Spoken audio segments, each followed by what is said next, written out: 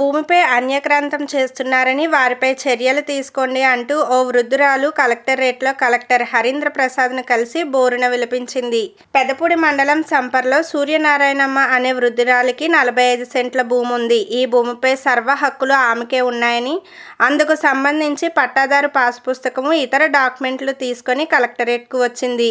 పీజీఆర్ఎస్లో వినతి అందించింది. తన భూమిని కొందరు ఆక్రమిస్తున్నారని, వారికి జనసేన నాయకుడు అండగా నిలిచి తమపై తప్పుడు ఆరోపణలు చేస్తున్నాడంటూ రోధించింది.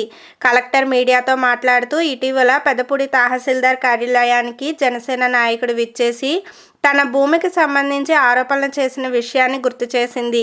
ఆమెతో పాటు ఆమె బంధువులు అక్కడికి వచ్చి భూములకు సంబంధించిన డాక్యుమెంట్లు చూపించారు.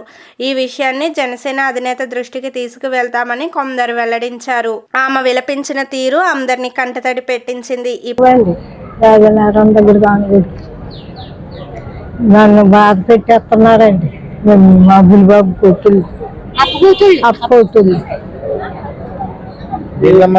చేనుకండి. చేను ఎకరన్నారా 15 గుంచాలు రావాలండి. అదేనండి నేను చెప్పలేకపోతున్నాను. రావాలి నాకు చెప్పే బాబు చెప్పు కాకంతా. అయ్యో నా పేరు చల్ల జయలక్ష్మి. మా అత్తగారు వచ్చే పొలం అండి. మొత్తం 15 గుంచాలండి. 15 గుంచాలు వాళ్ళ అప్పాజల్లి 7 గుంచాలు అడ్డాడు మాకు రావాలండి. ఇప్పుడు 4 గుంచాలు అడ్డాడు ఉందండి మాకు. ఇంకా 3 గుంచాలు రావాలండి. ఆ 3 గుంచాలకి మాకు న్యాయం చేయండి. ఇళ్ళ గురించి ఇయ్యేవారి మీదకి వెళ్ళి పాప చాలా మట్టుకు ఇయ్యేవారు మాకు చాలా న్యాయం చేస్తున్నారు. అలాగనే అతని మీదకి వెళ్ళి చాలా జబ్బుగా అతన్ని కూడా తిడుతున్నారంట.